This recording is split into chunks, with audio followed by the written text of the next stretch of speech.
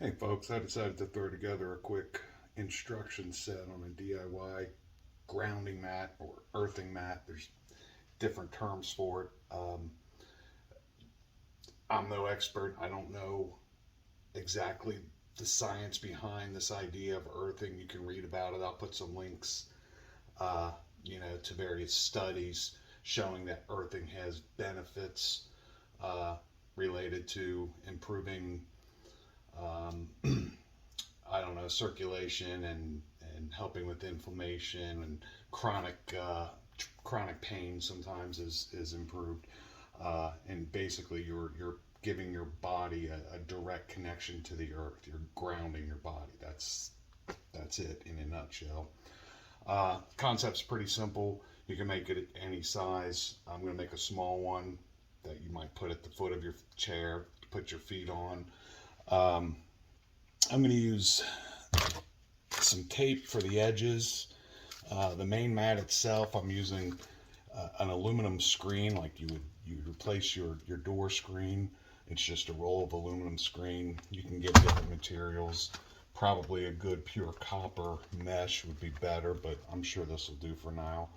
Uh, I've got really big 8 gauge wire. This is bigger than what it needs to be. It's just what I have laying around. I think anything bigger than 12 gauge is probably a waste if you're plugging into your wall socket because uh, the wire in your walls is probably no bigger than 12 gauge. But that's what I have, so I'll make it work. We'll rig up a little plug to be able to plug in and access the ground on your wall. Obviously, if you're going to do this, you want to make sure that your ground is a good ground in your house, and there's various ways to do that. You can look that up on YouTube as well.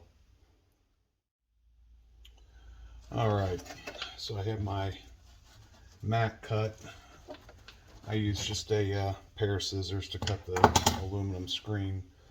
It's about 20 by 25. I just arbitrarily picked that size. It looked like it'll work for what I'm trying to do here. Now I'm going to connect the conductor. Okay, you can see I sort of weaved it. I stripped a few inches of the jacket off of the wire, and then I kind of weaved it into the screen here. Now I'm going to either hold it in place. You could do, possibly zip ties. I might try to do a little solder, see how the solder works.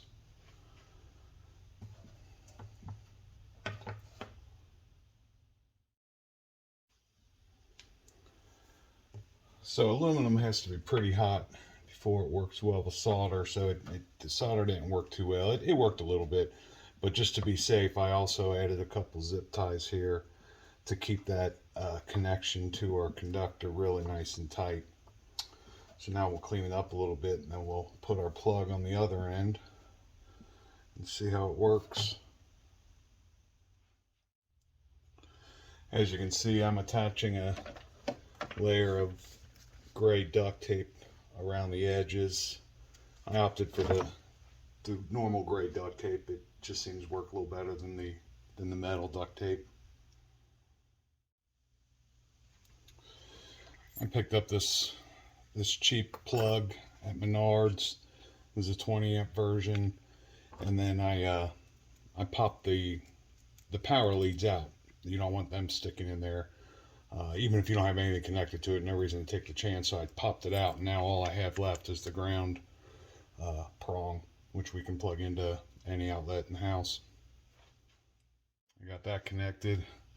It This thing's not really made for that huge 8 gauge wire, but I just shoved it in there. It's making good contact, so should be good to go. All right, here we go. See, it's assembled, it's connected here. Got a nice long wire on it. We'll plug it in and test it.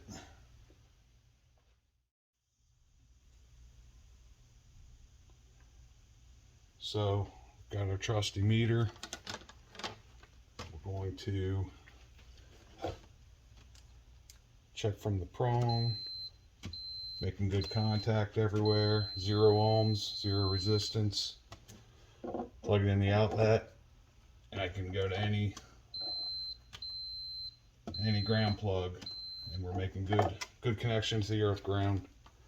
So we'll give this a shot. I'll check back in a couple months and let you know if it's doing anything for me. I've got some chronic back pain and possibly a little arthritis in my feet. We'll see if this makes a difference. All right. Thanks, folks. Take care.